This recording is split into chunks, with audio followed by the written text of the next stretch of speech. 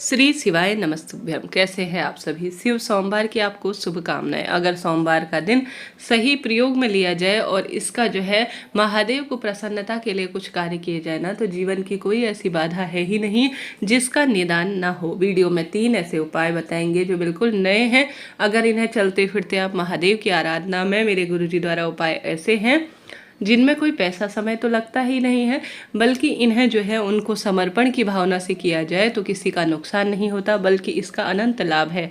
आप सभी को मात्र एक जल का लोटा लेना है और शिव पर चढ़ी हुई 5 बेलपत्र आपको लेनी है। घर पर भी कर सकते हैं, शिव मंदिर में भी कर सकते हैं। 3 हैं उपाय, एक उपाय चुनिएगा, आसानी से कीजिएगा, बहुत सरल है। नौकरी, विवाह, संतान, रोग, कर्ज, किसी भी चीज़ के लिए इन उपायों को कर सकते हैं।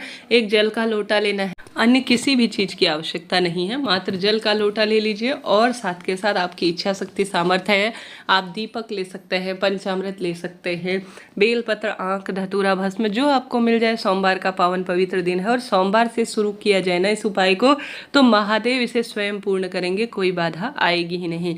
लगातार अपने घर के मंदिर में या महादेव के मंदिर में निश्चित रूप से 5 दिन आपको करना है। कुछ भी ज़्यादा नहीं है, मात्र 5 दिन कर देखिए। कैसी भी विकट परीक्षा नेत्रों के सामने खड़ी हो गई है, इस उपाय को मैं कैसे करूं, ऐसी बाधा आ गई है, छोटे बच्चे से लेकर बड़े बूढ़े व्यक्ति तक, जिनके ट्रांसफ़र का लेटर हाथ में नहीं आया है, परीक्षा होनी है, संतान सुख नहीं मिल पा रहा है, किसी न किसी स्वरूप में तकलीफ बढ़ते जा रही है, उन व्यक्तियों को तो यह उपाय कर ही लेना चाहिए। एक जल का लोटा लेना है और दीपक इत्यादि प्रज्वलित करने के लिए जो भी सामग्री है वह ले जाए। आप सभी को इस उपाय को करने के लिए विशेष तौर पर एक नियम है, जैसा कि स्क्रीन पर आप देख पा रहे हैं। मैंने मेरे घर पर विराजमान छोटा सा शिवलिंग दिखाया है आपको प्रतीकात्मक रूप से, और तांबे का लोटा भी ले सकते हैं। तांबे के लोटे में आप ठंडा पानी अर्थात मिट्टी के जल का भी प्रयोग कर सकते हैं, या साधारण जल जैसा है जिस स्वरूप में है उस स्वरूप में भी आप इसे ले सकते हैं। आप सभी को इस जल को एक विशेष तरीके से चढ़ाना शुरू करना है। सबसे पहले तो प्रार्थना करें कि हे द्विजेश्वर महादेव, आपका यह द्विजेश्वर महादेव जल वाला उपाय मैं आज दिव्य सोमवार से शुरू कर रही हूँ। 5 या 7 दिन, जितने भी दिन आज इस उपाय को मेरे सिद्ध करें, ऐसी प्रार्थना करते हुए आपको जल का लोटा समर्पित करना शुरू करना है। सबसे पहले जो अंतिम कोना है, जहाँ पर स्क्रीन पर देख पा रहे हैं, मेरा शिवलिंग छोटा सा है तो थोड़ा सा उसमें आपको कम पूर्ण रूप से दिख पा रहा होगा। जो शिवलिंग का अंतिम कोना है, उस कोने से शुरू करते हुए आपको माता रानी के हस्त कमल पर एक गोल घेर सा बनाना है और अंतिम कोने पर पूर्ण रूप से लेकर चले जाना है जल का लोटा। ठीक है, अब वापस अंतिम कोने से शुरू करना है और जहाँ पर आप बैठे हुए हैं ना, उस स्थान से आपको वह जल का लोटा घुमाकर लेकर आना है और इसे सीधे शिवलिंग पर आपको समर्पित कर देना है। यह द्विजेश्वर महादेव के नाम से किया जाता है उपाय, जो कि अपने आप में अद्भुत है। द्विजेश्वर महादेव के नाम से जो भी लगातार 5 दिन इस जल को समर्पित कर देता है ना शिवलिंग पर, उसके जीवन में कोई बाधा, कोई परेशानी, कोई दुख दरिद्रता आती ही नहीं है। तो द्विजेश्वर महादेव के नाम से सोमवार से इस उपाय को करना शुरू कर दीजिए। कैसी भी परेशानी हो, कैसे भी कष्ट संकट हो, सभी का निदान स्वतः ही हो जाएगा। तो आपने प्रथम उपाय जाना, कोशिश करें इस उपाय को आप कर सके। आप इस उपाय को करेंगे ना, तो इसका शिव महापुराण में भी गुरुजी कहते हैं, वर्णन है और अपने आप में अद्भुत है। तो मेरे साथ आप सभी भी बोले द्विजेश्वर महादेव की जय। तो हमने बात कर ली प्रथम उपाय की। दूसरा उपाय 5 बेलपत्र और साथ ही चंदन का है। चंदन आपके घर पर उपलब्ध हो तो अति श्रेष्ठ है, नहीं तो आप जो है लाल पीला जैसा भी चंदन हो वह चंदन ले लीजिए और जल का लोटा आप ले लीजिए और 5 बेलपत्र, शिव पर चढ़ी हुई निर्माल्य भी ले सकते हैं, नई बेलपत्र भी ले सकते हैं, इच्छा आपकी है। घर पर शिवलिंग है तो वहाँ करें, शिव मंदिर में जाकर करते हैं तो वहाँ पर करें। करना कैसे है, ध्यान से सुनिए। इस उपाय को करने के लिए आपको 12 ज्योतिर्लिंग का स्मरण करना है, कुबेर भंडारी का ध्यान करना है और महादेव के जो भी स्वरूप आपको स्मरण होते हैं उनका स्मरण करें। श्री शिवाय नमस्तुभ्यम मंत्र का भी जाप करें। आप सभी को सबसे पहले जल समर्पित करना है। विशेष तौर पर प्रथम स्थान पर आपको गणेश जी के जल समर्पित करना है और उसी स्थान पर आपको बेलपत्र रखनी है, उसी स्थान पर आपको चंदन लगाना है। ठीक है, सबसे पहले यह कार्य करना है। उसी स्थान पर आपको स्पर्श कर कर अपनी मनोकामना बोलनी है प्रथम में।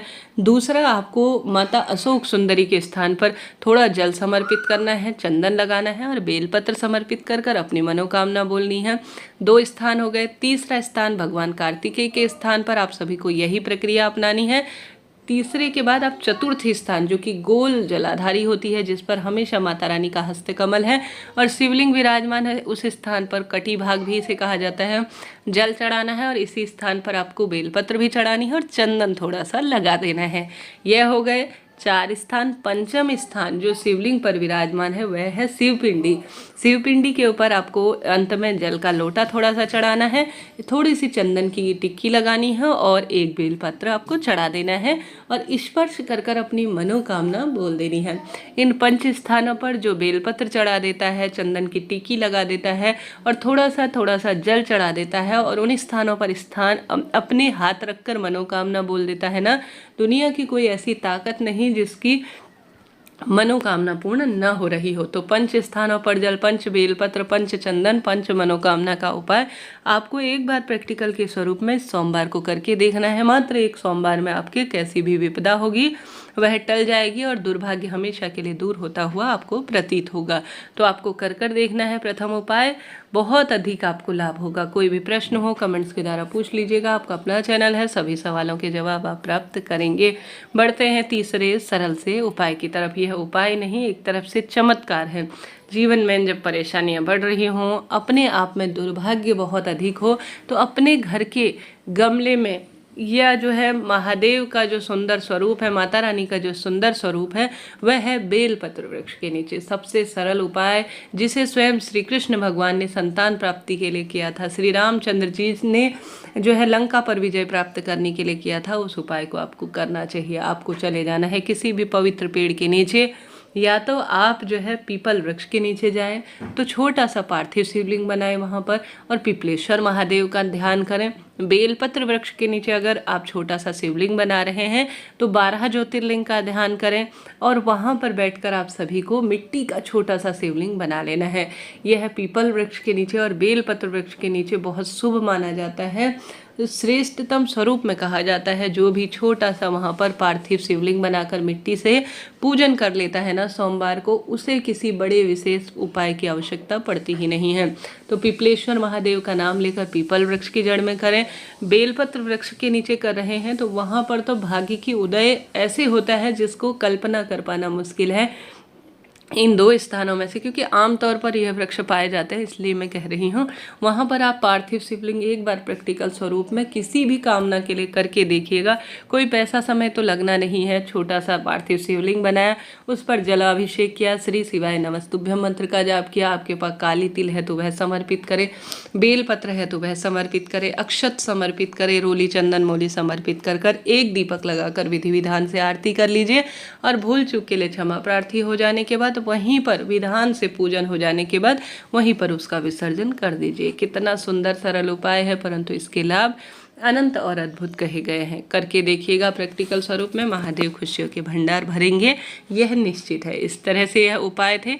इससे पहले भी सरल सा उपाय जो घर पर किया जा सकता है मैंने बताया है, उसे देखकर अपना जीवन सार्थक करें। अभी के लिए इतना ही।